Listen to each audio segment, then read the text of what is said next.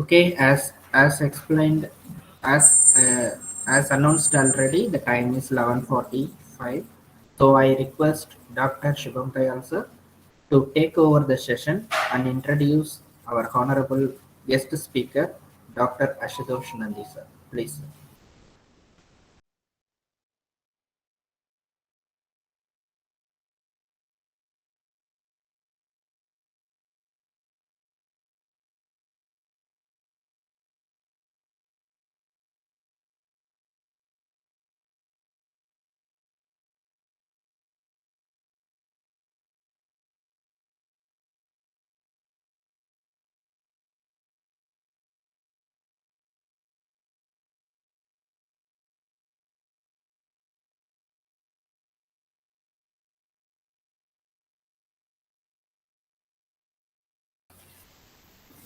Shubham sir, please unmute yourself and you can take over the session.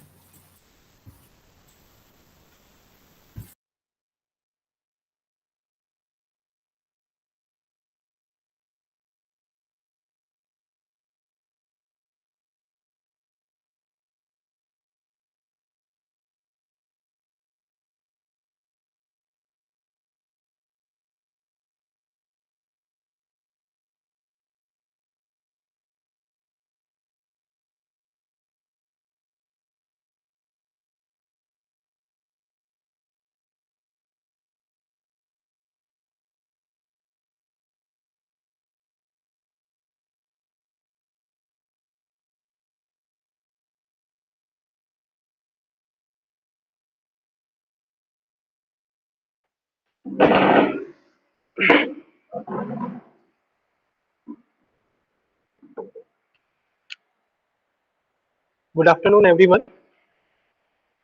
Uh, we will happy and will take this privilege uh, to introduce Dr. Ashutosh Nandi, who will be delivering a talk on advanced MOSFET models for next generation MOS devices.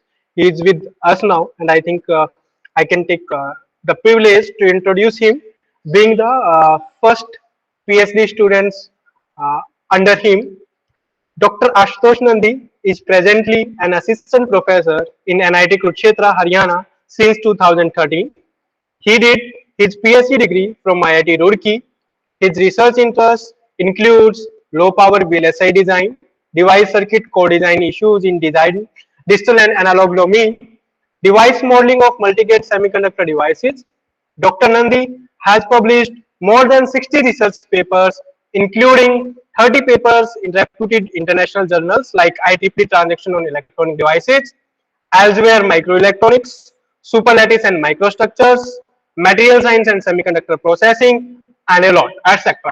He has already guided 20 MTech theses and 2 PhD theses in the field of microelectronics and VLSI under his sole supervision. I personally uh, feel proud to be his first PhD student, completed his PhD under him with him. He has also 8 years of working experience in Indian Navy, where he has awarded twice for his contribution to various electrical and electronic equipment related works on board naval vessels. Welcome, sir, and thanks for accepting our invitation on such a short notice. Over to you, sir.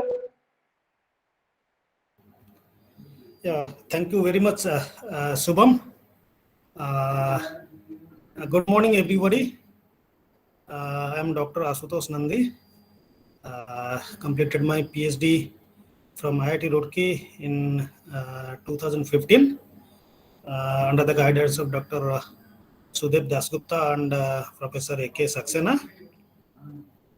Okay, so my research area is MOSFET modeling, basically multi-gate MOSFET modeling, and we design various MOSFET under different conditions. Just a second.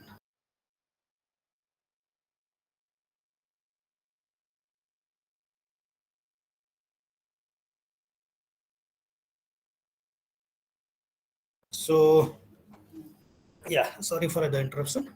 So now we design various MOSFETs, and considering the scaling limits, nowadays it is going to, let's say, 2-3 nanometer technology, but those things are very hard to make. Things like various effects we'll discuss, but we believe that till date there are various mathematical models are available to generalize advanced MOSFETs that we'll be discussing. But more or less, most of the compact models, that is what we aim to do in our future work, those are only based on one-dimensional equations. Okay, that is your considering only your no orthogonal electric field from gate to substrate, and then or adding few add-ons to those one-dimensional electronics. Okay, and then our aim is to develop somehow the two-dimensional characteristics of MOSFET for the time being, and then we'll go for three-dimensional as well as surrounding gate MOSFETs and all those which are prevailing these days.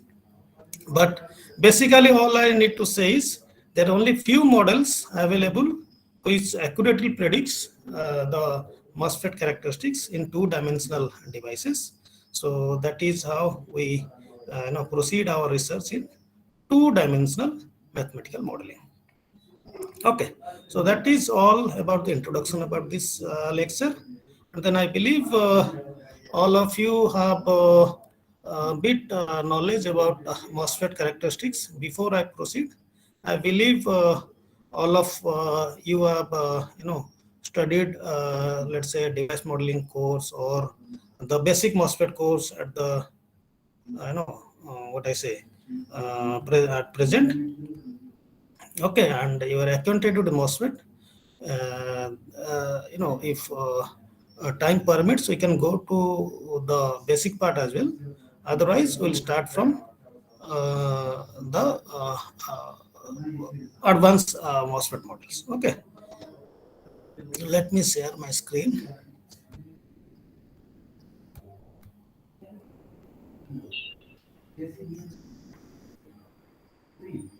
Just a second.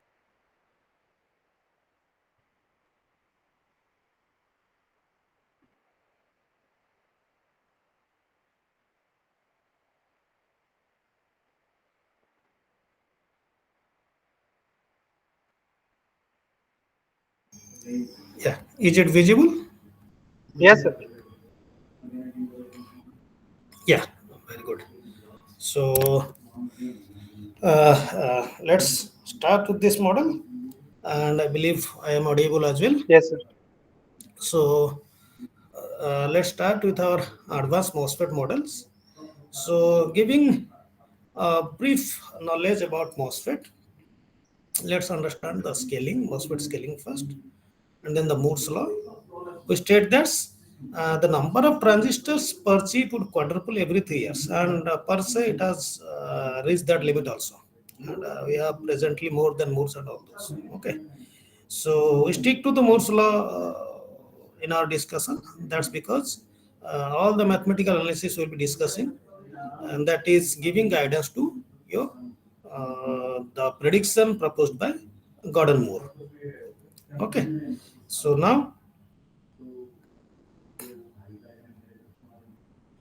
okay, so in order to keep up with the frantic pace imposed by Moore's law, the linear dimensions of transistor have reduced by half. That is what the transistor per chip would quadruple every 3 years. That is only possible when the dimensions, linear dimensions means your, let's say, gate length in addition to your oxide thickness, your channel thickness. Okay, so those are the paramount, of paramount importance. Well, reducing the dimensions, those has to be at least reduced by half for every 3 years, so that the pace at which we are evolving, here means the MOSFET is evolving, that should be remain constant. And of course, we are in many, this prediction is based on ITRS in 2005, somewhere around 2005, and it is, this prediction is ending at 2020, and we are in 2022. That means we are in the more than Moore's law. And of course, you can see transistor per chip has increased to almost 10 to the power 12, transistors per chip. That is what has been prevailing these days. And let's talk about all your gadgets, advanced gadgets, mobile to your laptop to all your, advanced gadgets, where we are presently using, and the dimensions of MOSFETs in or around, let's say 20 nanometer or 30 nanometer. That is where we have moved into. And talking about all these, MOSFET models, let's make it a bit interesting. Saying that recently you might have known that Government of India, especially headed by our, Honorable Cabinet Minister, Mr. Ashwini Vaishnav. He is from MTech from IIT Kanpur, I believe, if I'm not wrong. And he is MTech in electronics, domain. Okay, so he's taking much more pain somehow to start a fabrication lab and give a push to our electronics industry. That's because if you know it correctly, that's because we are the second largest importer till date also. Okay, although we are in the process of manufacturing various mobiles in India. This has been recently started, but still we are the second biggest importer of cell phones and electronic gadget in all over world, next to your crude oil. Okay, that's how you can imagine how big is the electronics industry and how big it can boom, how exactly it can boom in future if we consider those proposals. That is the reason they have recently sanctioned somewhere around 70,000 crore. Okay, it's a big money. Of course, if you consider your proposal of a foundry lab and all those are 70,000 crore is still a penny. Okay, but still he has sanctioned a huge amount to give it a push. Okay, that is how we are proceeding forward. We are means our country is proceeding forward. So all these information I need to put forward so that you understand the need of the hour and need where our electronic industry is moving, and then prepare yourself accordingly to to keep pace with that electronics boom, which is being predicted in next, let's say, 5 to 10 years in India. And if things are going in a positive direction till now, if things goes in a positive direction in future as well, will definitely be one of the biggest manufacturer of all electronic gadgets. Okay, that is where this modeling part becomes much more crucial. The reason being, we cannot always start fabricating a device until unless we understand its characteristics. Because fabricating a device in a foundry lab, let's a single device, let's say double gate MOSFET or multi-gate MOSFET, whatever we are studying these days. Fabricating a single device involves crores and crores of rupees. Okay, because it has to process through various sophisticated equipments. Okay, so that is how it involves crores and crores of rupees. So it is not always possible. You see, it is not always possible to fabricate a device first and then study its characteristics. So what generally prefer this phenomena, it is preferred all over world, that we, let's say, first do a simulation of this MOSFET characteristics, whatever we are proposing, whatever different styles of MOSFET design we are proposing. Let's do a TCAD simulation, let's say, using Centerras or Atlas or Visual TCAD or many more other TCADs have evolved these days. So let's understand the characteristics first by simulation, give it an analytical treatment. Okay, analytical treatment means a mathematical treatment, and then try to understand how exactly silicon should behave. See, all those TCAD tools also they hardly understand what exactly you are doing in your design. Okay, so they solve the Poisson or Laplace equation in each point of your channel or oxide or the region what you are showing. So they only calculate those Poisson and Laplace equations, solve the Poisson equation, Laplace equation using numerical methods. Numerical method means all your, all those Simpson's rules and everything you have studied in numerical methods, RK method and bisexual method, everything. So they try to use those methods. Okay, there are various numerical methods available. They try to use their methods to solve your Laplace and Poisson equation. Now you should understand here that only for TCAD simulation, let's say I'm talking about. Now you should understand here that these numerical methods, you have studied it well, it depends upon various assumptions.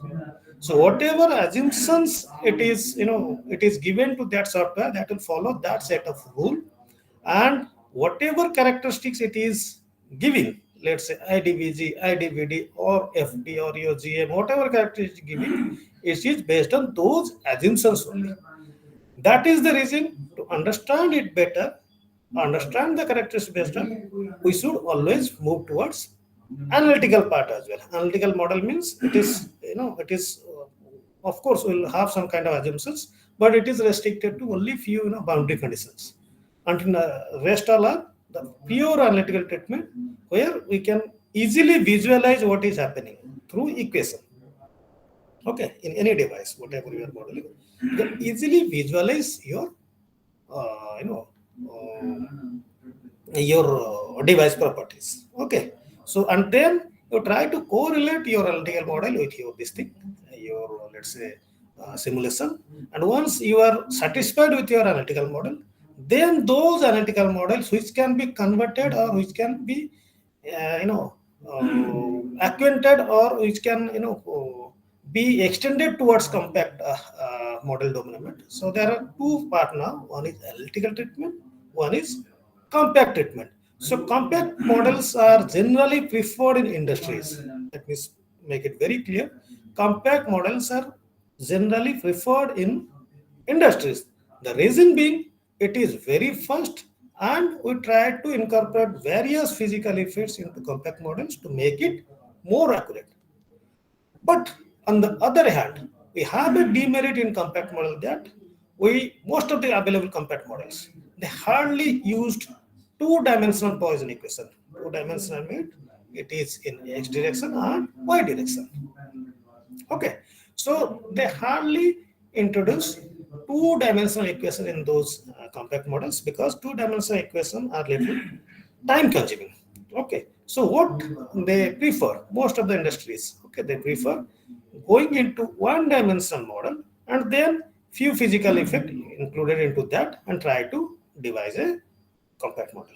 But on the contrary, if you understand the computational facilities these days of your high-end processors, we can never say that compact models are, always less time-consuming phenomena as compared to analytical model. We can never predict that, because hardly we are using those two-dimensional models or three-dimensional models in a compact model. And if you talk of high-end processors, and there are various techniques available in high-end processors. If you talk of a computer science students, he can easily say that the two-dimensional models can be bifurcated into various parts, and it can be pipeline or parallel processed by any kind of machines available, so that it takes almost similar time as compared to compact model. Okay, that is also feasible. So all in all, I meant to say is, you have three domain now, and I have emphasized the need of the hour, need of the country as well. How exactly we can proceed to model various devices? You see, there are almost let's say thousands of devices available these days. With slight modification in device dimension, you can produce more attractive result suiting to your need. Okay, that is the reason we look into this particular course of advanced MOSFET models. Okay, so let's look into this ITRS prediction, and then we say that it became apparent that significant performance improvement. Of course, when we say that we are reducing dimensions, we should never lose the performance improvement. And more importantly, if you talk of pure, in layman's term, reducing dimension is always beneficial in performance improvement. Why it is beneficial? Because you are reducing dimensions means you are putting lesser capacitance and resistances. If you remember your basic circuit theory topology, lesser capacitance and inductance, lesser capacitance and resistance you are, getting from any advanced device. That means you are going for, much lesser time constant or very high frequencies. That is how your performance is, calculated. So it is beneficial when we, reduce a transistor dimension, but at the same time, we should understand the performance, in addition to our performance, various short channel effects. Okay, so the first kind of device where the performance improvement we have seen, significant performance improvement, is called silicon on insulator, which is known as SOI, unlike our conventional MOSFET. Okay, so let's look into various short channel effect. So before going to short channel effect, let me make it clear in this slide. Okay, it will be it. Okay, this is where everything is, the device physics lies. This is the one of the most crucial, diagram of any MOSFET you can talk of. Let's say bulk MOSFET or SOI MOSFET or all advanced MOSFET. The most crucial most crucial figure. Let's try to understand this one, and then we'll move to short channel effect. So this says this is your conduction band profile of your MOSFET. Let's say this side is your source, this side is your drain, and this side is your gate. Now what happens if we apply VDS? Okay, so VDS means zero, means it is source potential and drain potential at the same end. Okay, and as the source potential, drain potential same end, it is the built-in voltage which will be developed at source and drain potential. If you talk about Fermi level, it is always lies inside the conduction band, because source and drain are highly doped, usually highly doped, make it degenerate, so that my parasitics are, all those parasitic associated with device integration, while your source and drain pads are integrated into your outer environment via metal. So that has to be very low, those parasitic resistances. Okay, therefore, otherwise, if it is not highly doped, I surprised there are various professors these days also who suggest source and drain can be undopped. Okay, so those are not practically feasible. So I have gone through few papers as well. Source and drain always need to be highly doped, so that your Fermi level lies inside the conduction band, so that it behaves as if it is a metal. And when you fabricate, or when you go for a placing of contact on top of the source drain pad, that recess contact. Okay, whatever you are making on top of source drain pad, that has to be very low. That is the reason we always make a source and drain very high, and we say that it is lying, Fermi level is lying close to conduction band. Okay, therefore only the built-in voltage which is available here, that will appear here, and VDS 0. And when my VDS is 1 volt, that has to be dropped down. Let's talk about this conduction band. Conduction band is dropping down by 1 volt, means your potential is increasing. Potential is reverse of this conduction band. Okay, so potential is increasing by 1 volt, the same 1 volt which we are applying. Now look into this one, this portion only. So for VDS equal to 0, your minimum potential lies exactly as if this is gate length is LG, it is at LG by 2 at the center of the channel. Okay, when VDS equal to 1 volt, this minimum potential, you can see it is happening somewhere here, and this will keep on increasing, keep on approaching the source side if you keep on increasing the VDS. Okay, now what happens if this moves into source side, this minimum potential? That means this source side, you see, this is heavily doped. This is what, this is where I was talking about. This source side is heavily doped. When this minimum potential is moving towards this one, minimum potential means maximum conduction band. So when I say minimum potential, I am referring to maximum conduction band. Okay, so in this one, minimum potential point is moving towards this one. That's when we say that the source, provides sufficient electrons to enter into the channel. Once it enters into the channel, you see channel is always inverted for normal operation. Once these source electrons, heavily doped source electrons enter into the channel, there is no stopping beyond that. It will easily shift to a drain by this high lateral high electric field. Of course, 1 volt we are applying here. So this is about MOSFET operation I am talking about. Okay, so once this electrons, highly doped regions, electrons move into channel, it will easily swept towards drain tunnel. That means we say that in this context, we say that this controllability of gate. Now you should remember that MOSFET operates in such a way that in our, we desire it to be switched off as soon as VGS is reduced. And we desire it to be switched on immediately as soon as my gate voltage is applied. Okay. Of course, it has to get voltage has to be higher than threshold voltage. I remember the threshold voltage is just a phenomenon to invert our channel. Okay. So below that also there are lots of physics available. So we cannot deny those inversion charges below threshold voltage. So all in all, I can say that when this minimum potential point reaches this one, there is no stopping and we lose our gate control. Okay. So this is all we need to understand from this diagram. Now let's talk about even without applying this VDS equal to 1 volt. What will happen? Let's talk about this phenomena only. Now you say that, let's say this is somewhere around 1 volt, 0.1 or something like that. Let's say 0.56 volt. Okay.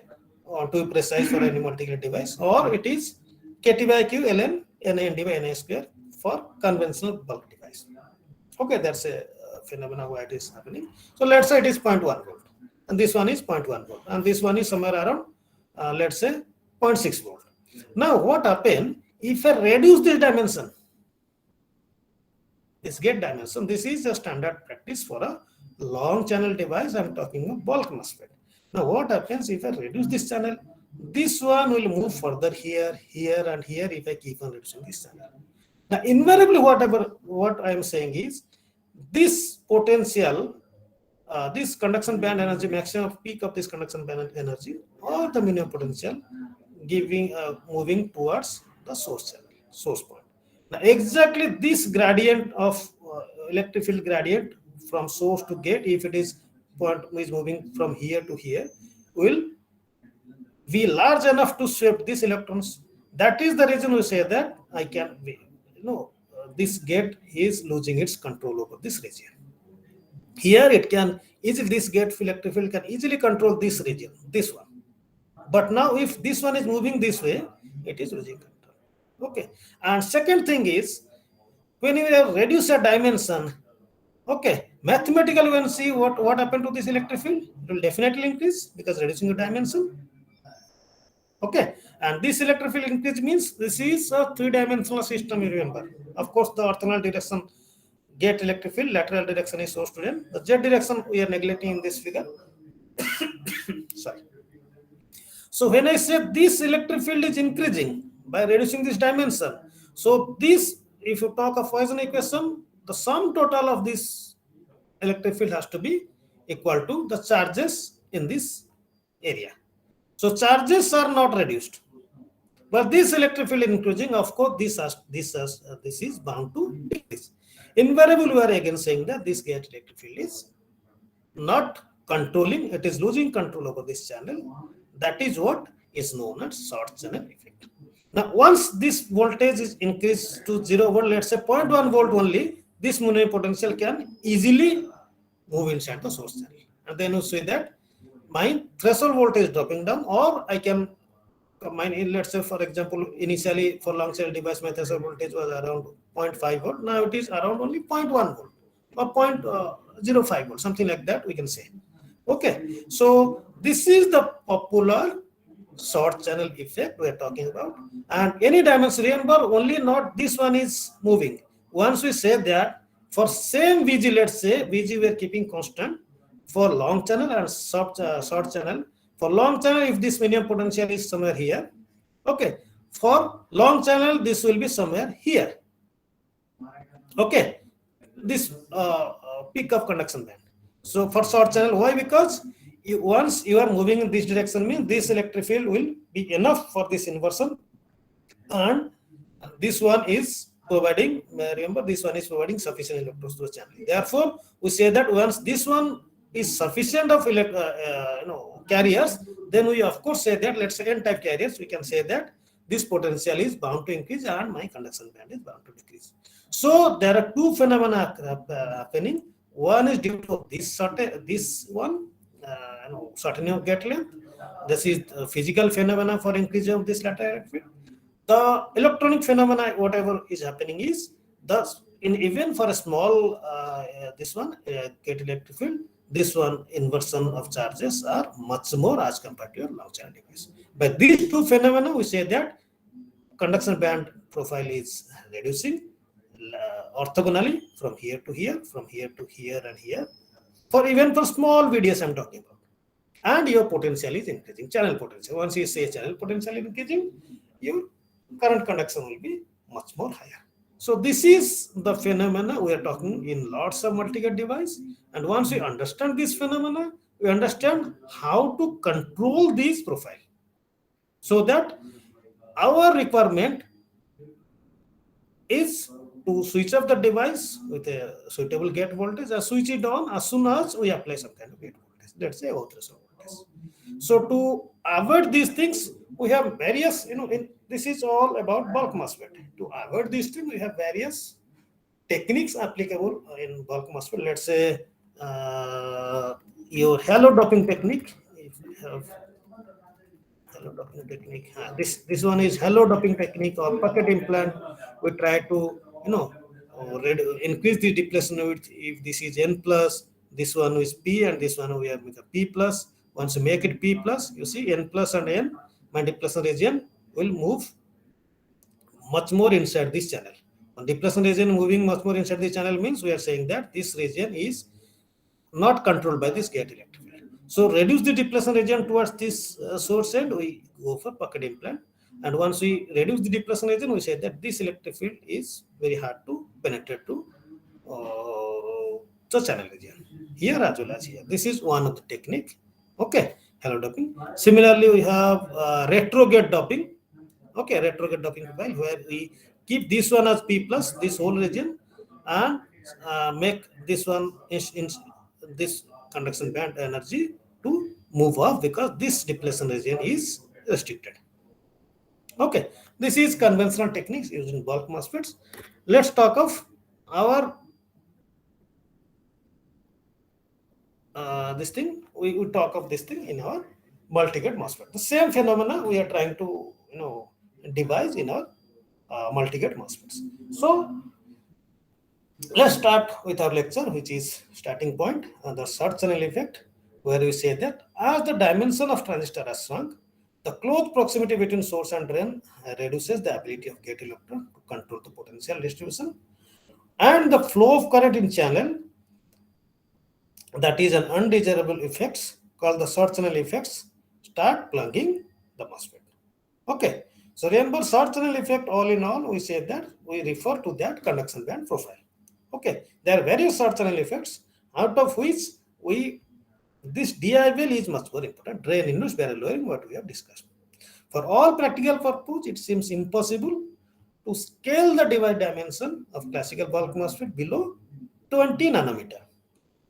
Okay, so there's that's a model which is previously used model, voltage doping transformation. It was the first model which predicts the which had predicted the short channel effect, that was used in at the very beginning. There are various other models which predict short channel effect these days. We'll talk about those models. But VDD was the first one to translate the effects of sinking device dimensions such as gate length or drain voltage into electrical parameters. That is, if you go for this VDD, it has devised a formula for SCE as well as DIVL. DIVL is your drain induced barrel lowering. Okay, so SCE, if you can see that, it is directly proportional to your EI factor. See, this EI factor is electrostatic integrity factor. Okay, lesser this EI factor, better will be your electrostatic integrity and better will be your SCE. lesser this EI, okay, better will be your electrostatic integrity and better will be your DIL. Okay, so we always want much lesser SE and DIL.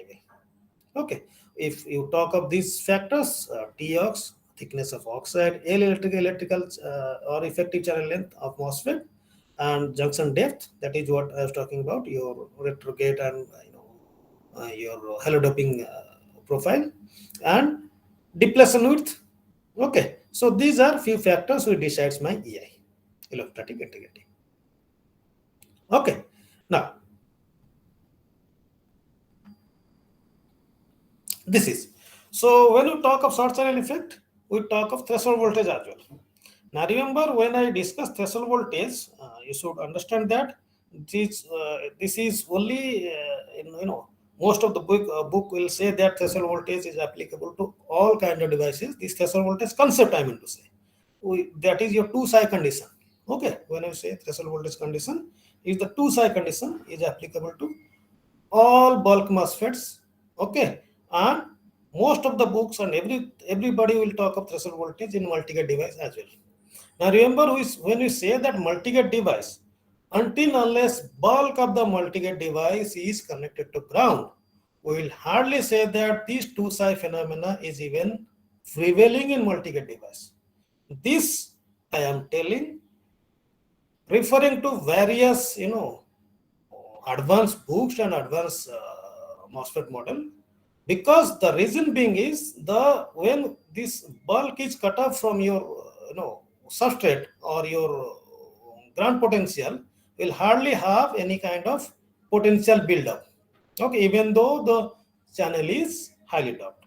So that 2-psi condition is hardly feasible in a multi-gate device when my channel is isolated from your bulk. Okay, that is very seems, or when you say this or when you claim this, it seems more awkward because we are used to that 2-psi condition, but it is in fact true. Okay, and we are claiming this in various papers as well. So 2-psi condition is hardly favorable in multi-gate device. This is one of the input I am giving to this lecture. Okay, so let's forget about those things. Let's talk of threshold voltage. Okay, so the threshold voltage, when you saw, this is of bulk MOSFET. This is for a long channel device, which is infinite, and you have this SE factor. Okay, so higher the SE factor or DIL factor, higher will be your threshold voltage. Sorry, lower will be your threshold voltage. Okay, that means we need to minimize this SE and DIL. Then only I can say that this VTS approaches by VTS infinite or VTS for long channel device. If my short channel effect or DIL is very high, we can very well experience lesser threshold voltage. Okay, so the decrease of threshold voltage with decreased gate length is popularly known as threshold voltage roll-off or VT roll-off characteristics. Okay, so one of the paramount requirement in short channel MOSFET, we should limit this threshold voltage roll-off. Of course, it is not possible always, but we try to limit those. So short channel effects can be minimized by reducing the junction depth and gate oxide thickness. They can also be minimized by reducing the depletion depth through an increase in doping concentration. That is what I was talking about. Your depletion depth, you see, that is what I was talking about, your halo doping or retrograde doping profile. Okay, and if you talk of these terms, this is well explained through these equations. Okay, TOX, depletion width, electrical, everything. Okay, so for many years, designers have implicitly observed design rules that would ensure the fabrication of devices that is free of short channel effect. For example, using Xj by electrical square equal to 1/3, TOX by electrical equal to 1/30, and T depletion by electrical to 1/3. That can target a DIBL of 29 millivolt at VDS equal to 1 volt. Okay, so this is acceptable, DIBL of 29 millivolt for those bulk MOSFETs. These days we can try to reduce this DIBL to even 1 or 2 millivolt as well in very high performance devices. Okay, so in modern devices, however, practical limits on scaling of Xj and TX lead to significant increase of SC and excessive large value of DIBL. That is the reason in modern devices we need to understand the SE and DI thoroughly, and we have to do some kind of modification in your device so that I target minimal SE and DI. Okay, now same thing as I am explaining here, that I am explaining your DI. This is your electrical length. We measure it from here to here. Okay, so electrical length, let's say for ideal device, it was my profile. This is conduction energy, means conduction band energy. For ideal device, it was here. When I keep on decreasing your L and TOX and all other parameters, this conduction band profile decreases. You see in our earlier slide, where we have shown you, I have hardly shown this decrease in this potential. Okay, this one. For let's say these two are tried to same potential, let's say 0 potential. Okay, but still this one is decreasing because of my device constraint. Okay, that we are reducing. So when this one is reducing, I can say that easily this electron can pass through. And indirectly or mathematically we say that this L electrical, which was earlier from here to here, it is narrowing down to this from here to here. So this is all about off-state lateral conduction band energy, where which can be improved if I go for advanced MOSFET, and then we do device design. Okay, and the most important part is I was talking about when this one is reducing. I say that this one is reducing, and this width is reducing. Electrons can easily pass from here to here. Then I can say that I can target very well higher. Okay, very high ion. Okay, this is not lower, this is higher. Okay, sorry, this is higher ion, because ion is inverse proportional to electrical. Okay, all we need is to, this is wrongly mentioned. Okay, all you need is to strengthen the longitudinal electric field in the offset. That is better US. Longitudinal field means this one, this is lateral electric field. Strengthen the longitudinal electric field, or cut off the pass-through field lines. Pass-through field lines, it will travel. We'll discuss this effect later on. Okay, so pass-through field lines in bulk of the device by suitable device design. So these two practice we do. Okay, strengthen your longitudinal field or cut off your pass-through line. Okay, and let's see these devices. So here what we do, bulk MOSFET, this lateral electric field can easily pass through this region because this is very low reductor. Okay, can easily pass. So cut it off by using a box. That becomes FDSOI, or FDSOI is thin box. Okay, so this is box, means this is as good as an insulator, oxide, buried oxide. So when I say insulator, electric field can hardly pass through this one. So these electric fields are cut off. This is how what we are talking about pass through. We are cutting these field lines. Our pass through effect is minimized. If you talk of double gate, what happened? In addition to minimizing this pass through effect, what it happened is double gate means I am applying this channel is controlled from this side and this side. This is remember the orthogonal electric field. When I enhance the orthogonal electric field by increasing this, introducing this gate, I say that at this region my orthogonal field is enhanced. Therefore, this lateral electric field itself is bound to decrease. This is concept of double gate. There are various MOSFET, advanced MOSFET, multi-gate, tri-gate, quadruple gate, and Gauss cylinder. All follow this double gate concept. Okay, enhance the longitudinal electric field. Therefore, lateral electric field is reduced. Okay, so if I talk of electrical integrity factor, you can see that this is this has been increased from A to B and C. Sorry, electrostatic integrity increase. That means EI is reduced. So this factor will be reduced if I go from A to B, C, and then it will further reduce if I go to D. If I say EI is reduced, your electrostatic integrity is improving. Okay, so it has been devised in such a way that EI directly proportional to AC.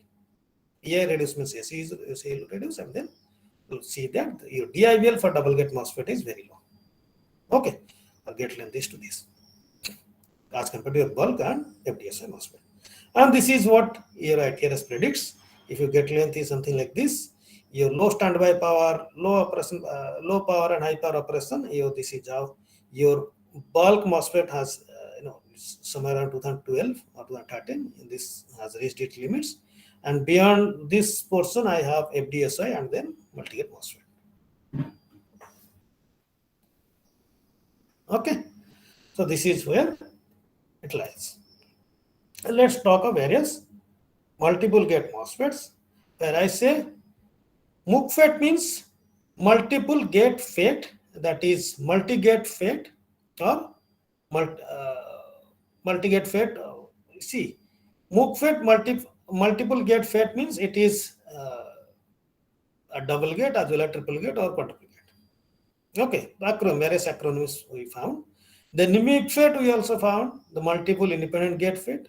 So when I say multiple independent gate, it is 4-terminal FinFET as well, also known as 4-terminal FinFET, because if you talk of this one, this can be independently biased. Okay, that was very beginning of double gate MOSFET, where we say that this can be independently controlled. Okay, but from circuit point of view, independently controlling gate hardly gives any beneficial. Okay, except few circuits where we need actually independently gate control.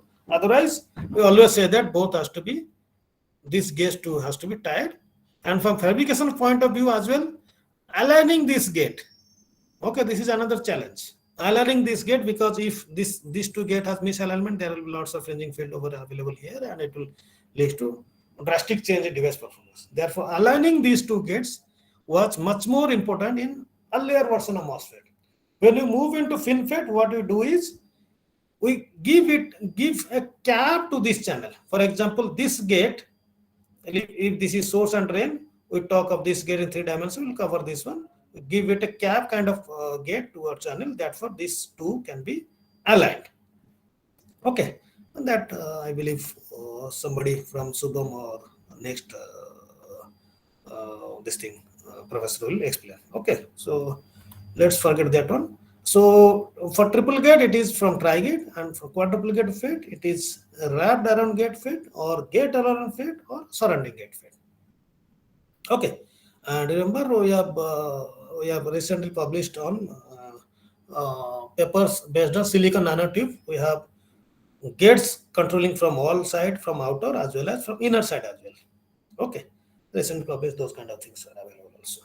So FinFET is one of the most promising candidates these days, which is most of the ICs in IBM and Samsung and all those foundry labs have been are using FinFET based technology. FinFET is most promising because of this self-aligned gate what we are talking about. Okay, this is also known as delta or fully depleted lean channel transistor. Okay, when we talk about FinFET, we should also understand that partial depleted channels are hardly preferred these days, because if the channels is highly doped, you should understand that there is something known as random doping fluctuation effect. Okay, random doping fluctuation effect means when you dope it with highly doped this one or channel, whatever you dope, we hardly say that doping concentration remains same throughout the device or throughout the dimensions of this area. We can never say that, we can never achieve that as well in practical conditions. Therefore, random doping, when doping concentration itself varies, will experience different kind of electrostatics in our channel itself.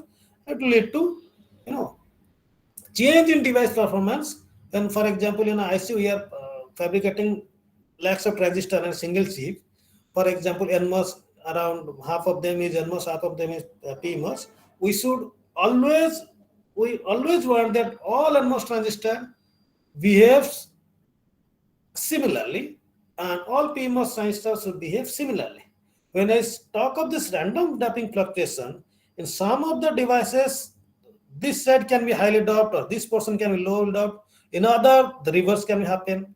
So when I say random doping fluctuation, we always say that the devices which are fabricated on single platform will vary in it by its properties. When devices vary by its properties, then we can never say that whatever circuitry we are designing using those devices, that will by and large vary its performance.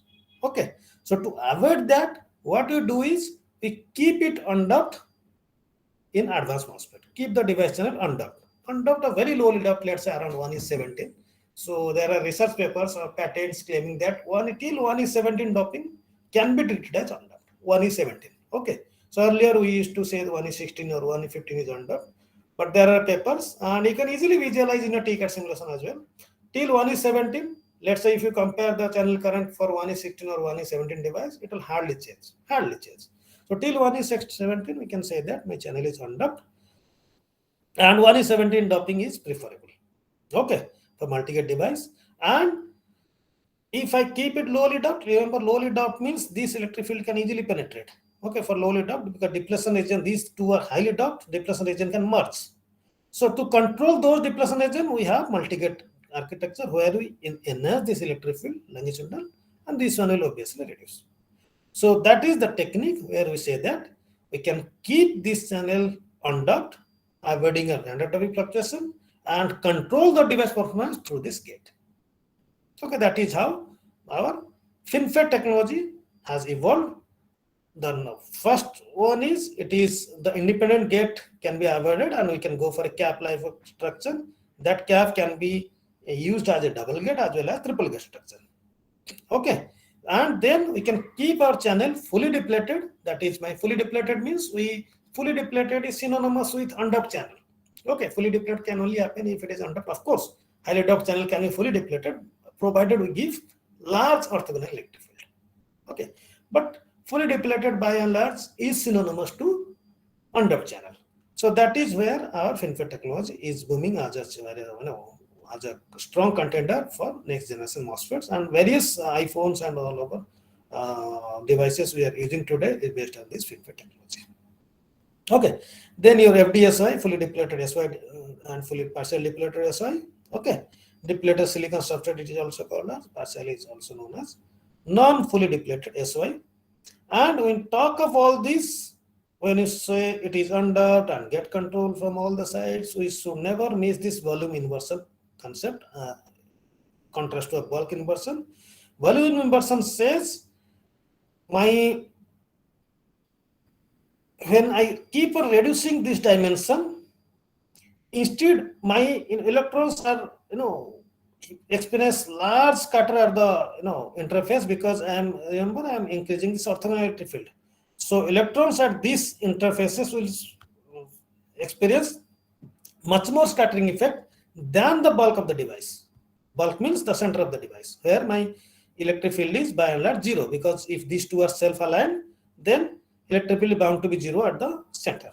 Okay, so minimum electric field or maximum potential is happening at the center of the device. Therefore, we say that there is a relation between the mobility, which is expressed in higher scattering here and very less scattering here, of low dimension or low thick, low TSI device, silicon thickness based device, than the electrons mobility experienced from higher silicon thickness device, where my scattering, of course, it is happening at the interface. If I increase this dimension, it will be interface will be here and here. Of course, I will have scattering over here, but the effect of this scatter on this channel will be much lesser. So the mobility, what will happen for a channel device is if I keep on reducing this one, it keep on increasing and gives a peak kind of value at certain TSA, and then keeps on drastically reducing unless these two interface merge towards or becomes very close proximity, which is happening beyond, let's say, 4 nanometer, 3 nanometer channel width. Okay, when these two are merging. So mobility, of course, will drop down because of surface scattering. Otherwise, the volume inversion says, if you keep on reducing your silicon thickness, your scattering events at the surface will be higher, and then scattering events at center will be much lesser. Therefore, volume inversion devices will experience much higher mobility if you keep on reducing this channel thickness. And after some time, when these two are close proximity to each other, then my volume inversion mobility will be dropped down. Okay, therefore a peak kind of phenomenon happens if you keep on reducing this one. So this has to be kept in mind, and this happens mostly in our undubbed channel. Okay, then DT MOS technology, dual threshold MOS technology, VT MOS, MTC MOS, VC, BM, there are various technologies are available. Okay, from here on, we'll start our multi-gate MOSFET. I think we should take a 5 minutes break, and then we can start. Okay, let me have a glass of water. Then we can start. Will it be okay? Will it be okay for you? Subham, are you there?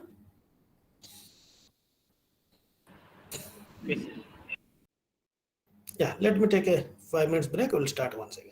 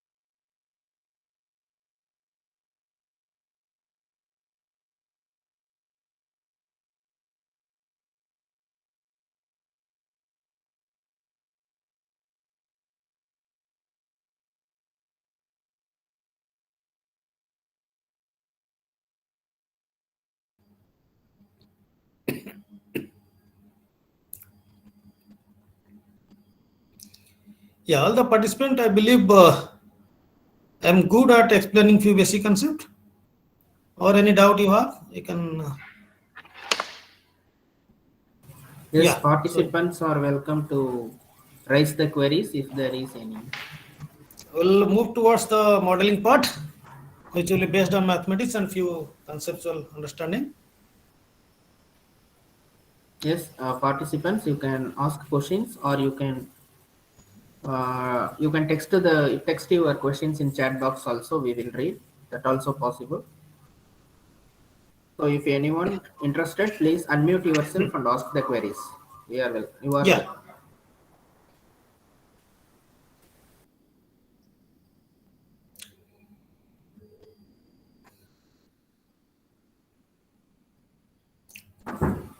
I think there is no questions so far. So meaning that everything is understandable. We request Dr. Ashutosh sir to proceed further. Yeah, thank you, sir. Am I audible now? Yeah, your voice is audible, sir. Yeah. So let's talk of the mathematical part or the modeling part. So till now we have studied, understood the concept of various MOSFET and concept of short channel effect. Now let's look into the MOSFET model. So when we talk of MOSFET model, I am avoiding those one-dimensional model. Okay. So when you say, when I avoid those one-dimensional model, you say, let's talk of this particular device.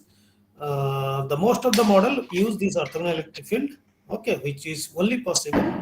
That is from a gradual channel effect. Okay, if you understand the GCA concept, that says if this electric field, the lateral electric field is small enough, we can move towards designing, confining our charges with this longitudinal electric field. This is here, gate here, and for gate from back side or from front side, or for quadruple gate from all four side.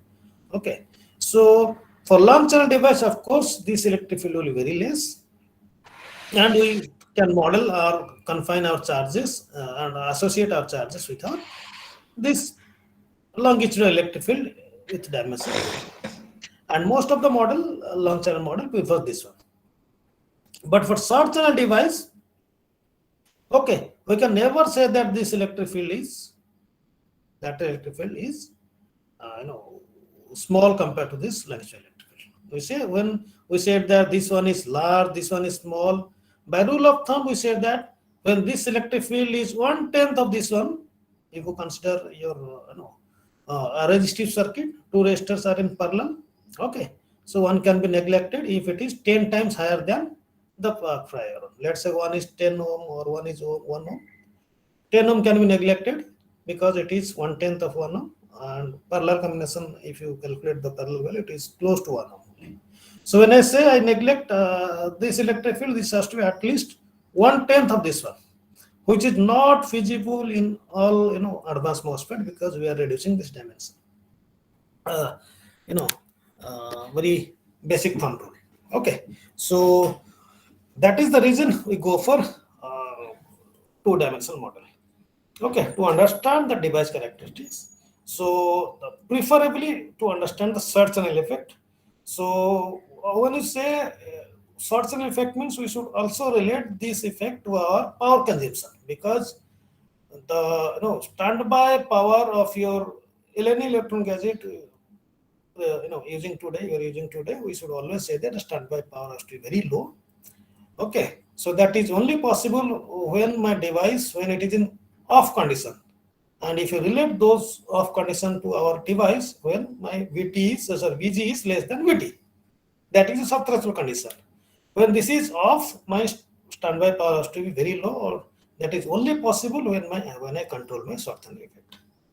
Okay, that is the reason we go for double gate, two-dimensional or three-dimensional model. Sorry. Now let's understand this Poisson equation. This is a three-dimensional Poisson's equation. Okay. So this QNA, let's say it is n-type channel and it is doped with acceptor concentration of Na. Therefore, these two-dimensional electric field for a double gate MOSFET will consider, and three-dimensional electric field for a triple gate or quadruple gate MOSFET will consider. Now you say that the sum total of this electric field is a constant. That means if I vary this one, if I increase this one, these two has to be reduced, and vice versa, if this right hand side is a constant. Okay, the influence of Ex on channel region can be reduced. That is, Ex means this dimensional. This can be reduced. Your source to drain, okay, short channel device, this can be reduced either by increasing channel length, that is making it long channel, or by increasing the control exerted by the top and bottom gate, dE by dy, or the lateral gate if I go for triple gate or quadruple gate, that is dE by dEz by dy. So this is how we try to control our channel electrostatic. This can be achieved indirectly. We are saying that by reducing the silicon fin thickness, TSI, this thickness we are reducing means increasing this electric field, and or the fin width, WSI, when you talk of this one, WSI in this direction, Z direction. Okay, by increasing the number of gates. Okay, so this is a very old techniques. WSI reduce by increasing number of gates. Okay, that is how increasing DEZ. It is similar to connecting two devices in parallel or three devices in parallel. Okay, so that is how increase DEY or DEZ to control my DEX. That is cropping up as a major challenge when we reduce our dimension. Okay, so all in all, we said that all the dimension at least has to be reduced by same proportion. Let's say if I reduce L by 2, L my 1/2 to I'm reducing this by half. This dimension has to be reduced by half. This dimension has to be reduced by half. That is how I can say that I can predict that my device will perform better way. Okay. So let's say the first model, which claims as a two-dimensional model, that is your polynomial approach. Okay, very famous author K.K. Young has developed this polynomial approach. Before that, before K.K. Young also there are many researchers who have developed this polynomial approach. But K.K. Young has emphasized the polynomial model, and then there are various authors who extended this K.K. Young model to understand the device physics in a better way. So in case of a wide single or double gate device, let's talk of SOI device, and then let's talk of double gate device as well. This is SOI MOSFET. We'll understand that. Then we go for double gate MOSFET. Let's say our Z dimension or width is very high, and we can neglect this field. When double is very high, you can neglect this field. Okay, similar to your gradual channel approach. When your channel was very long, we are X directional field was removed, and then we can find everything we defined by only the orthogonal field or gate field. Okay, so similarly we can reduce this d phi by dz to 0 when my width is very high for a bulk MOSFET, and then this Poisson equation can be donated by two-dimensional equation, that is in terms of x and y. And then we assume a parabolic potential distribution in the y direction for a two-dimensional analysis. Poisson's equation becomes this one, C0x, C1x. This is a famous parabolic equation. Okay, we assume that the potential distribution will be parabolic. This is not true when we reduce it to, reduce to LG, because it becomes a QE function. There is a way a polynomial expression can be extended to QE function as well. Okay, so we have to approximate. Okay, that is the reason we say that this model is problematic when we predict the channel current of short channel device, because we have to switch between this parabolic and cubic model. Cubic model gives a better approximation, but then again there are various other limitations of this model as well. Okay, so to understand it better, let's understand this parabolic model. So these C0, C1 and C2 are constants. Those need to be found out from boundary conditions.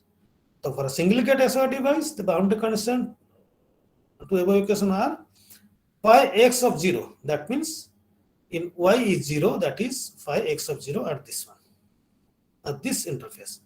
Silicon and oxide interface, phi x of 0, that is phi fx or the front potential. Okay, why it is psi of f only in x, not in y? Because it is not y is 0, even for y of 0.1 or 0.2 also it is giving better understanding. For physical concept, we say that electrons are tied to this one, this region, interface region. Therefore, we can say that this is front potential. Okay, at y equal to 0. So C0x in physical sense. For C0x, we say that it is equal to phi of fx. Okay, front separate potential. And then this displacement, of course, d phi by dy is your electric field, but this is associated, this condition itself is derived from your Gauss law, which is a displacement. If you multiply this one by epsilon s, it becomes a displacement. So this displacement must be equal to this one. Okay, so d phi by dy at y equal to 0 or at the interface will be equal to E naught x, this ratio, and the potential available. One is your channel potential, the other one is a phi gs, which is effective VGS. Effective VGS. So this electric field should have been equal to this one. Where phi gs effective VGS is applied VGS minus the flat band condition. Okay, to target flat band condition, whatever phi m minus phi s we target, that is a VGS minus VAP. Okay, so this is the effective gate voltage, this is a front side potential. This condition, this boundary condition is at y equal to 0. So if I do this differentiation here, d phi x by dy, okay, and make y equal to 0, I'll get only C1x. So therefore, this equation is equal to C1x. Similarly, C2x, we assume negligible potential difference across this box. This one. Negligible potential difference means your d phi by dy will be 0. Isn't it? At TSI, matlab, if this one is 0, this is TSI. Okay. So at TSI, this one is 0. And if I differentiate this one and make y equal to TSI, I'll have C1x plus 2C2x. And keep y equal to TSI, y equal to TSI. This one is 0. Invariably, I'm saying that C2x equal to C1x by 2 TSI with a negative sign. And why I am representing C2 by C1? Because C1 is this one. Therefore, I get C0, C1 and C2 from equation and plug this to here. I'll have phi of xy. Okay, that's the equation. Now, once I substitute this phi of xy equation into Poisson equation, I'll have the complete electrostatic in this Poisson equation. Once I plug in this value, I'll have complete equation. But here, what I need to find? I need to find phi of fx. So phi of fx is the front surface potential, which is available only at y equal to 0. Okay, so phi of xy is phi of fx, okay, at y equal to 0. So if I make y equal to 0, and this I am plugging in here, and I'm making y equal to 0, making phi of xy as phi of x. So this one will be. This is the equation I need to solve. Okay, if I solve second order Poisson equation, this becomes with a constant of, let's say this is a constant associated with this one, this is a constant. I'll have phi of x, which is actually in terms of psi 0 e to the power plus minus x by lambda 1. Now, the above equation is solved for another purpose as well. If you define this lambda equal to this ratio, this one. Okay, Tox TSI epsilon Si divided by epsilon S. Therefore, this becomes this by lambda. Okay, and if I find phi of x equal to phi of x minus phi gx plus this one. So this one is the solution of this equation in particular integral, and this one will become a complete solution. Now, okay, if I go for this one phi of x with this one at 0, means my doping concentration less, this will have a solution of this one. The complete solution of this equation will be this plus some kind of particular integral. Remember this thing, mathematics. Okay, so complete solution will be your complementary function plus particular integral. This is your complementary function. Particular integral will be involving these terms. Okay. So parameter lambda 1, which we have defined here, that is known as natural length of the device. Similar to VDT, voltage dropping transformation, where we define everything in terms of SE, E, and DIL. We define everything in terms of lambda 1 here. Okay, so effective length of the device must be at least 5 to 10 times of this lambda 1 to avoid my short channel effect. Okay, the thinner the Tx or thinner TSI, what will happen? Lambda 1 will be shorter. And hence, the influence of the drain electric field on the channel length will be shorter. So shorter lambda 1 means I need to have Tx and TSI. And if once I found lambda 1, let's say 5, I found 5 nanometer as lambda 1, suitably adjusting this one, I can set my L effective 5 to 10 times of lambda 1, let's say 25 to 50 in between that one, and I say that my device will be free from short channel effect. This is the rule defined from this polynomial approach.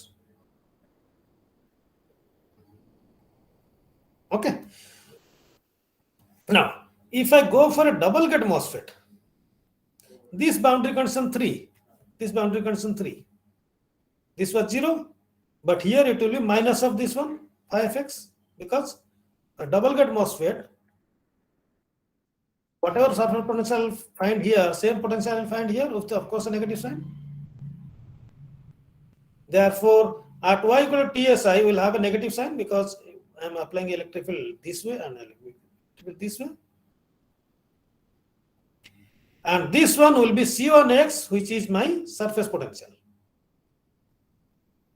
Okay, and I define C2x like this, and plug in this, then I will have phi x as this one, and solve for phi x.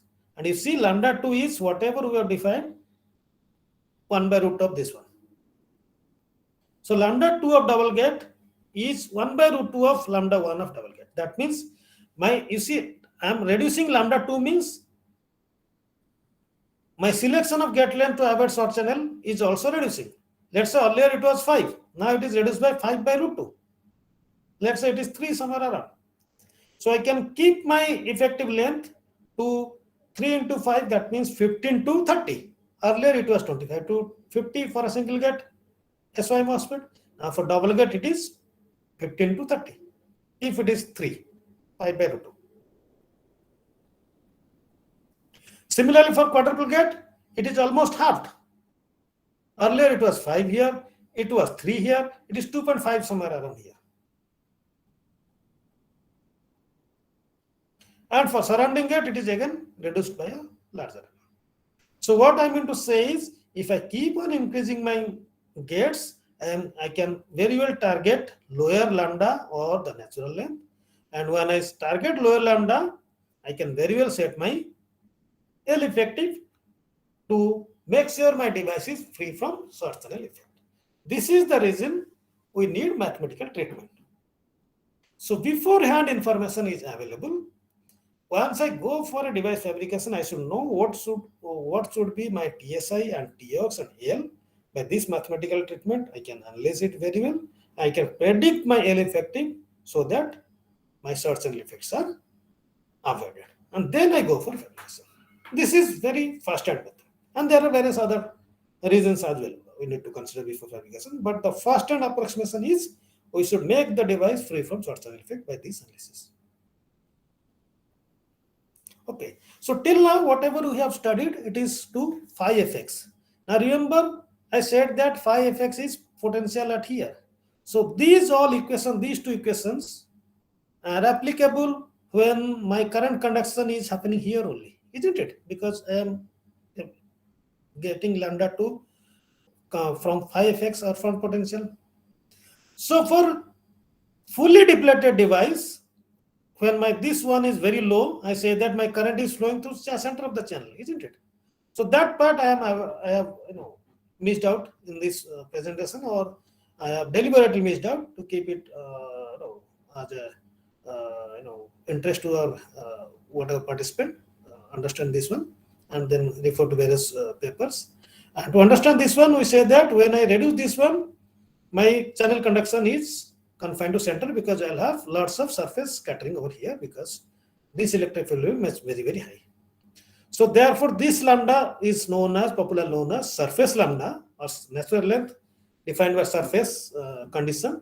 So that has to be converted to natural length defined by central condition. There is a popular method, mathematical analysis only. There is nothing much. Therefore, that is the reason I have avoided this one. So this need to be represented by central lambda and again define our device for a fully depleted and very when TSI is very low, in the vicinity of let's say 10 nanometer or 15 nanometer, something like that. Okay, this is the first and approximation or the first two-dimensional model which was available, and still many papers are reported based on this one. Now, the drawback of this model, that is of important. So as I said, one of the drawback was selecting cubic potential or parabolic potential approximation or cubic approximation, so and so, or more than cubic, whatever. Very, very limited, but the 1D boundary condition is of much more importance. So now say 1D boundary condition is this boundary condition I'm talking about. This is d phi by dy, and this one is potential. This one is the displacement at this one, isn't it? Now this one is one-dimensional, isn't it? So for understanding, when I say I am reducing this one, means this has to be a two-dimensional condition. That means d phi by dx at let's say y -1 to y +1, that has to be equal. Okay, for d phi of xy and two-dimensional boundary condition. This is one-dimensional boundary condition, d phi by dy. And I saw two-dimensional d phi by dy as well, d phi by dx has to be continuous. This is one of the biggest drawback of this one, 1D boundary condition. Because of this assumption, what I got is a expression of ixy and lambda has a ratio epsilon ox by tx or tx by epsilon si. This is tx by epsilon ox or epsilon by tsi. Now, let's forget about epsilon s by tsi. Let's talk of this epsilon s by tx. This is there in lambda as well as in your potential expression. Okay, when I say this is the ratio, so the popular concept of, remember, EOT, equivalent oxide thickness, has been devised from this one because this was the most popular model in those days. So popular concept of EOT, equivalent oxide thickness, has been devised from this one. So that says if I increase epsilon ox by twice, I need to increase tx by 2 times. Okay, and my lambda 2 as well as potential will remain same. Isn't it? So by this expression, if I increase it by 3 times, both potential has to be same. But per se, in fact, in our device, this is not actually possible. Why? Because we have fields, this condition defined by one-dimensional field, and we can never say that one-dimensional, this orthogonal field only. We can never say that this field is straightway coming from here to here. It can take this path, or this path, whatever path it can take. So these paths are two-dimensional paths, not one-dimensional path. That is the reason we need to go for two-dimensional interface condition instead of one-dimensional condition. And if I go for one-dimensional, this one, it says if you go for 2 times of twice, increase this one by twice, just by twice, then I'll get same potential, which is actually not possible, not feasible. Because something known as FIVL effect or fringe induced barrier lowering effect, which predicts lowering of barrier height and in turn channel potential is raised when Tx and epsilon x are changed to n times of epsilon x and n times of Tx, even though it is maintaining the same EOT. So fringe independent say even though you are maintaining same equivalent oxide thickness as per equivalent thickness concept. Okay, so what happens is the conduction band energy itself doesn't remain same. If the conduction band energy is dropping down by this tau kt value, this potential has to be raised by tau kt value. Therefore, converting these two into n epsilon x or n times Tx, okay, will not give same potential as predicted. This is the biggest drawback of this polynomial model.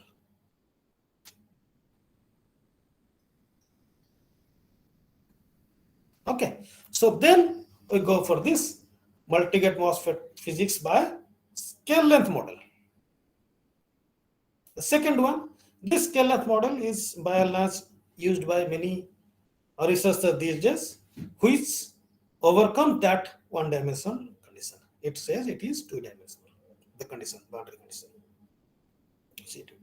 So this model is based on, let's neglect this charge and make it 0. Let this becomes a, what I can say, one-dimensional process equation. So using superposition principle, the electrostatic potential in the DC MOSFET can be written as one dimension this and two-dimensional potential solved at left and right.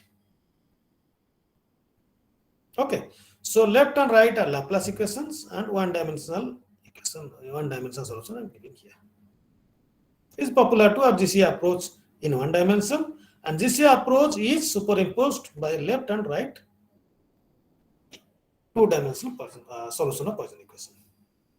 That is possible when you use separation of variation principle. Okay, this is what, see, del phi 1 and del phi 2 are work function difference at front gate and back gate. If both are same, then this one will be 0. That means both gate are tied and use same metal. This one will be 0, else this is the condition. And this goes for regional potential model. Here we are finding only potential of channel. But here we are finding potential at oxide, potential at channel, and potential at this oxide as well. Why need this one? Because when you say two-dimensional continuity at this interface, two-dimensional displacement, two-dimensional potential has to be equal. Phi of xy has to be phi of xy of channel will be equal to phi of xy of oxide. Similarly for displacement condition. So this is the scale length model, and this is how it is solved. ULX, I'm not going detail into how it is solved. It is a very clumsy process. So left and right has been solved.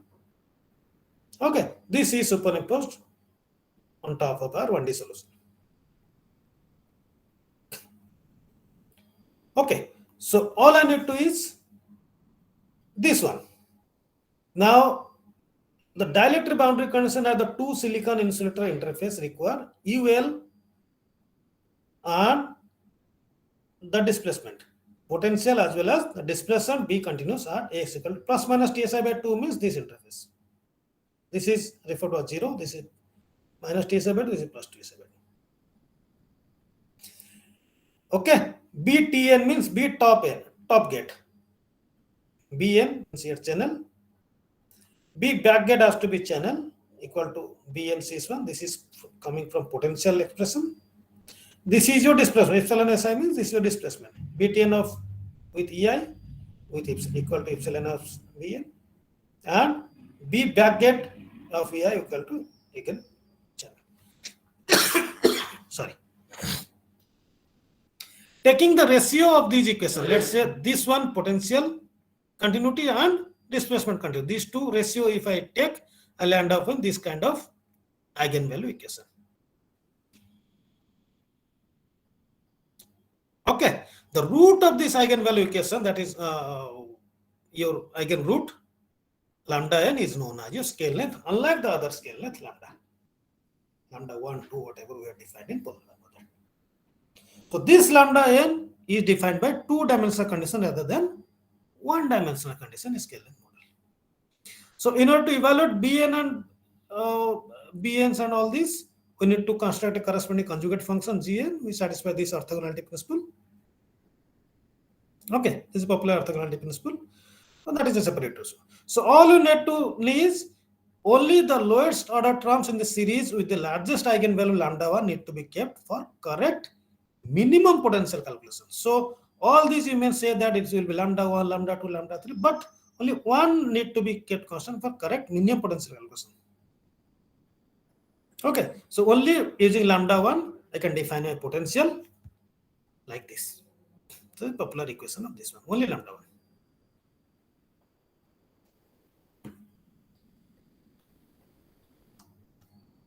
Okay, so what I mean to say is, this equation is a two-dimensional potential equation. Lambda 1 itself satisfies two-dimensional condition.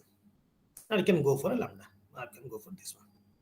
I can see using n equal to 1 means lambda 1.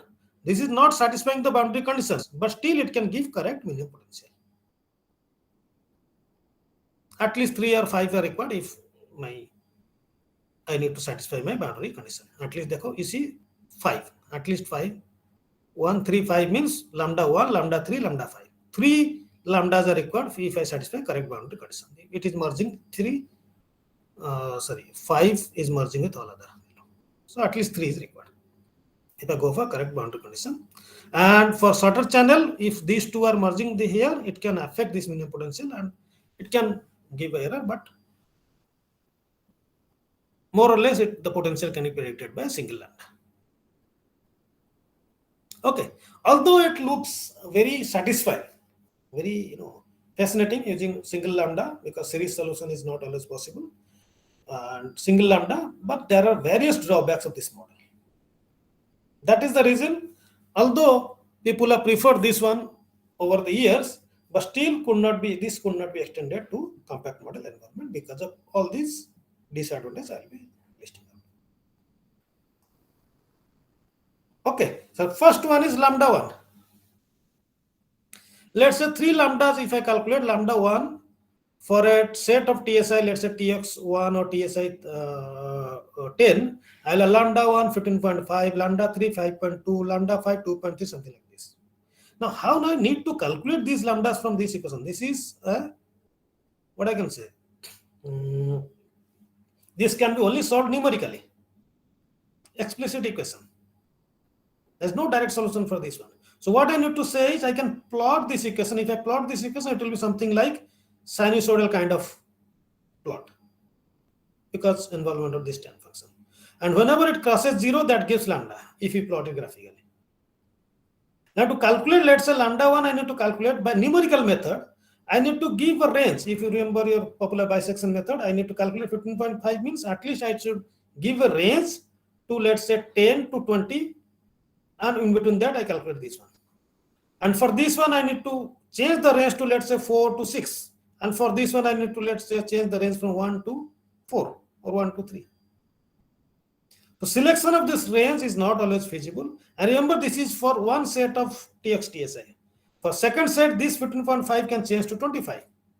So whatever range we have selected for first set of TSI and TX, for second set, it is not possible. And overlapping of lambda, again for overlapping this one, it is not feasible for use go for lambda 3, lambda 5. This is the main reason, because I need to solve it numerically and every time I need to change the range, it is not feasible in compact model environment. Of course, there are methods to define this one by let's say converting this one into an analytical expression. But again, then when you convert this one to analytical expression, we'll have some kind of error. We'll say that later on. Okay. So lambda is calculated by selecting suitable range HM. That is what I'm telling. It is not possible to implement a mathematical tool. And then the most important thing is the model for complex device. For example, gate stack having 2 interfaces. Let's say this one was having only 1 interface over here. This potential will be same because symmetric gate. Forget about that.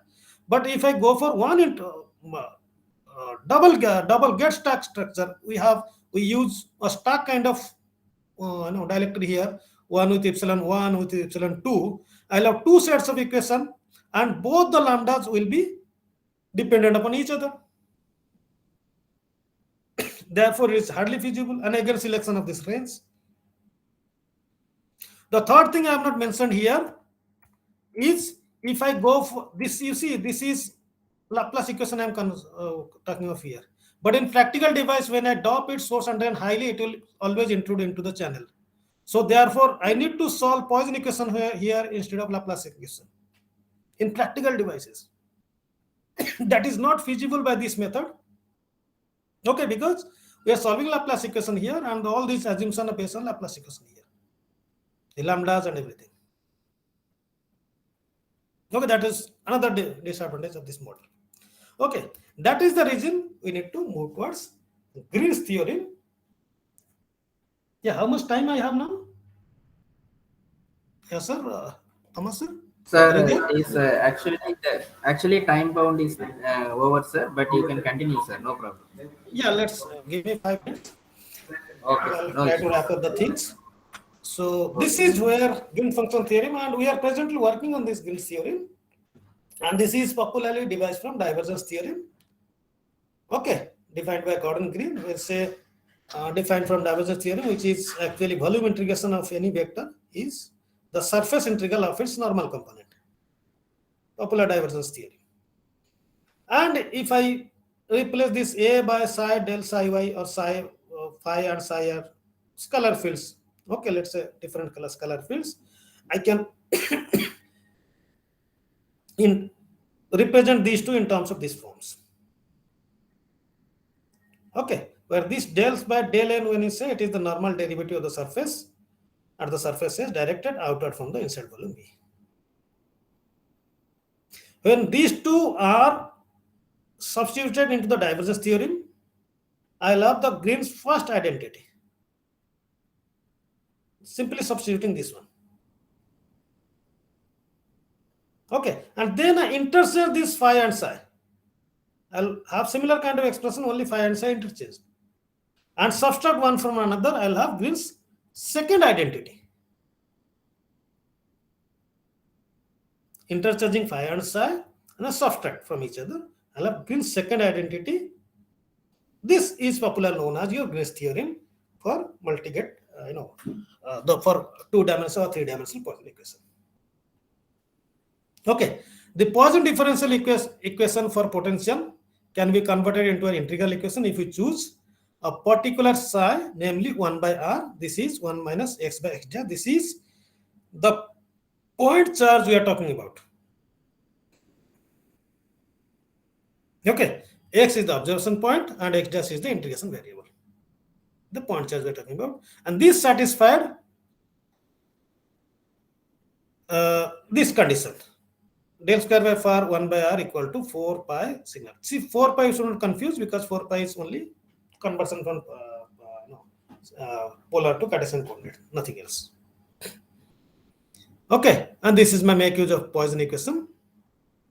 And these two are Green's,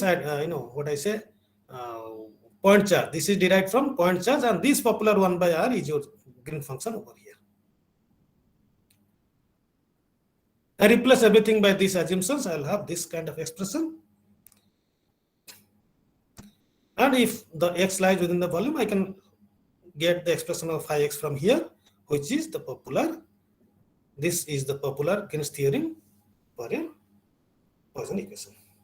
You say this is your rho, the charge density I am giving here, similar to Poisson equation. Okay, and these are your Green function and the potential.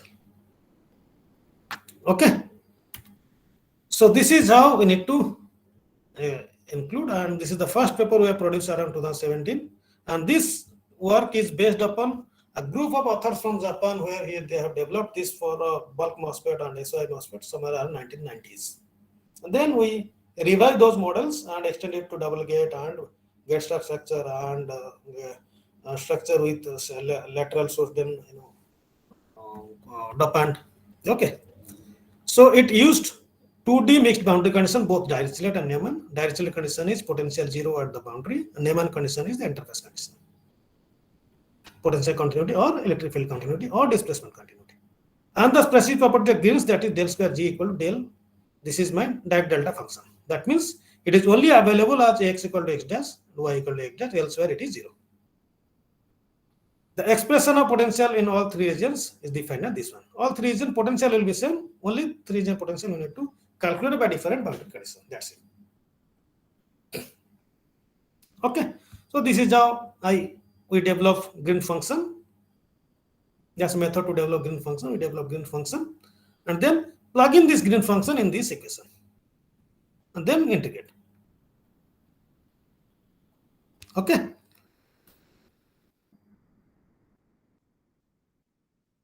Psi 1 of xy can develop psi 2 of xy, psi 1 of x, psi 2 xy.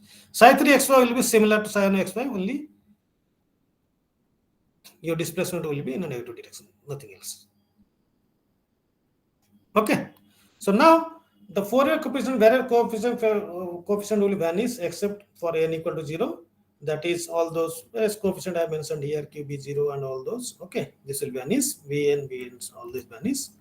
Okay, and psi 0 is selected by Eg by 2. Psi 0 T means this boundary condition, since the energy levels of the DG MOSFET is equal to electron quasi-fermi or the conduction band at the n plus source. Delta phi is work function difference between gate electrons, and xi by Eg by 2, xi plus Eg by 2, consider the fact that the body of the DG MOSFET is charge neutral. So if I use all these conditions, I simplify this 2D potential, I need potential of this one. Okay, that is of our use. So I can simplify this phi 2 by this way, and DSF, DSP are to be calculated using psi 1 of xy and psi 2 of xy, the potential here and potential here. Okay. So it takes 5 to 10 terms for certain device to convert, since the series decays slowly. This is how it converts. Okay. So for long channel device, it will take higher term, but long channel device use 1D model rather than 2D model. 2D model is of no use. Okay, because we will have very less lateral field. For a given device, if you talk of short channel effect, that can be addressed by numerically calculating the mid-channel potential, because short channel is converged by mid-channel potential by selecting lambda by S lambda by 2 from with approximately 20 terms in summation. A channel nearly free from SE, usually AL equal to 5 lambda, has its lambda by 2 within 0.5 millivolt for long channel device. Okay, this is how we calculate long channel, short channel potential. This is where gain function approach, which cannot be employed in my scale length model, but here it can sweetly I can apply here, because I am employing Poisson equation over here rather than your Laplace equation. You see, we are using Poisson equation over here. Isn't it? Poisson equation. This is my Poisson equation. So you are using the same Poisson equation over here. Therefore, I can sweetly use the lateral. This has been produced by our student Alok Shukla. He is presently, PhD scholar in IIT Roorkee. Okay, and this earlier work was produced by me and Nilesh Pandey. He is presently doing his PhD under Professor YS7 at IIT Kanpur under PMRF scheme. Okay. The third part is gate stack also we have produced. Okay, the multiple gate stack what I was talking about, it is not feasible in our scale length model, but here it is feasible. So approach advantage, this approach advantage is potential solution doesn't depend upon any separate calculation of lambda. That is what we're talking about. Calculation of lambda by numerical method. That is not, it doesn't depend upon here. Okay, the potential. The eigenvalues are equally spaced, let's say 1, 2, 3, 4. Okay. Generic solution to Poisson equation, therefore it can be applied to extendable to almost all complex devices. Gate stack already published, lateral stack already published. The variable to what we are talking about, that can be modeled using gain function, which is not feasible in other models. The only drawback is 5 to 10 terms for convergence, but it's the only model that targets exact solution to Poisson equation. We claim it as exact solution in all of our papers. It can target the exact solution, number one, and FC these 5 to 10 terms convergence are not taking little higher time. You can say that there are various model available in sophisticated processor these days. We can go for loop unrolling, parallel processing, and all those to make it quicker. Okay, so that is another technique. If it is feasible, possible, we can reduce these terms. Else, potential calculation is very fast. Only the thing is, it takes slightly higher time during calculation of current, channel current. So this is all about your present 2D models. 2D models I'm talking about that predicted short channel effect and that provides guidelines to your device designer. This is all from my side. Any question from your side you can ask. So participants, thank you for your extended time. Thank you for the extended time and patience listening. I request participants to raise queries if you are having anything regarding this perspectives and mathematical competition.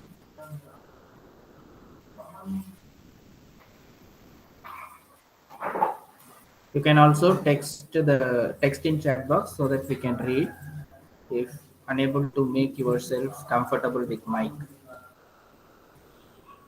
Sir? Yes, sir. Please, Sandeep Sharma, sir. Please, sir.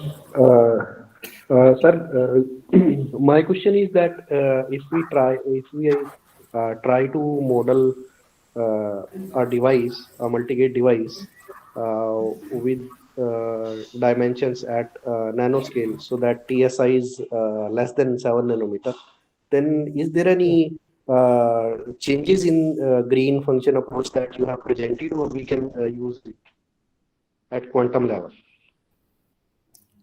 See, quantum level, you see, all over the world, quantum correction term we are using. Okay. Yes, sir. So we can reduce it to dimension, let's say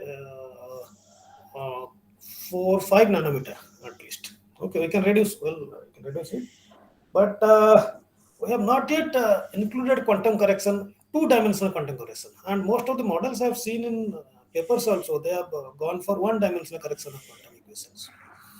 So yes, of course, if that has to be done by 2D model, remember the scale length model also, they have included quantum correction in 1D as 1D function, not 2D function. They have not included the quantum correction term in 2D model that we are discussing over here. Similarly, in Green function also, you can simply, and if you remember your T-cut simulation also, there also we go for quantum correction term.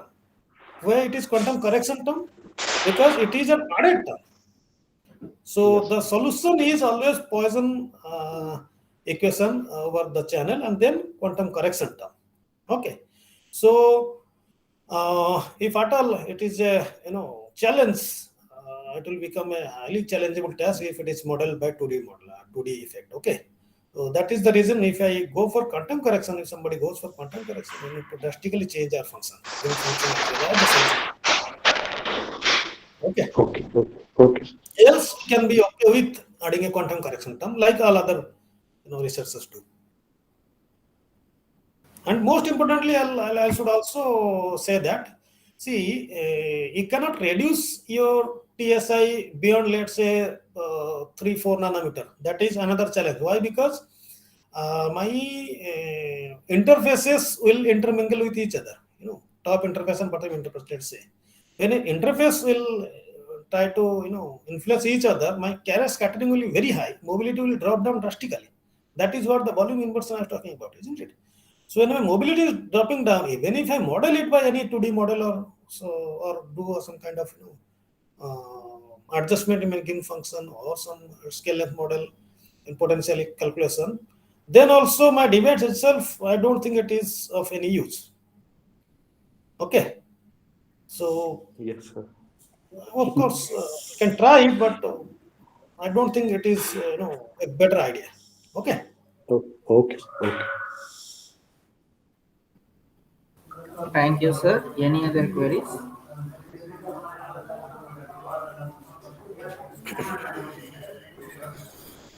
Okay, with that, taking the things in the mind, I thank Dr. Ashutosh Nandi for his valuable and brief presentation in respect of the upcoming trends and mathematical computational brief introduction and brief discussion.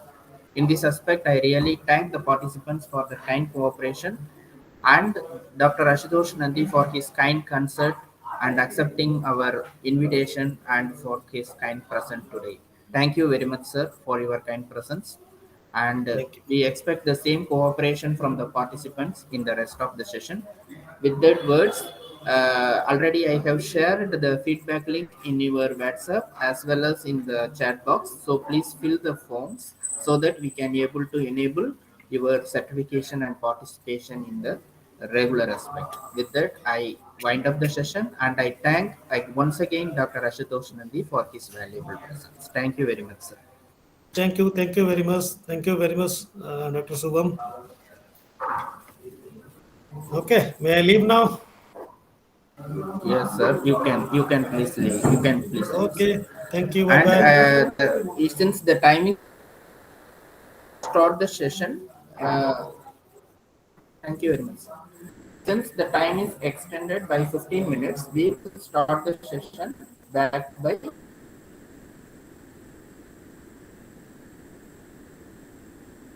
15 minutes later.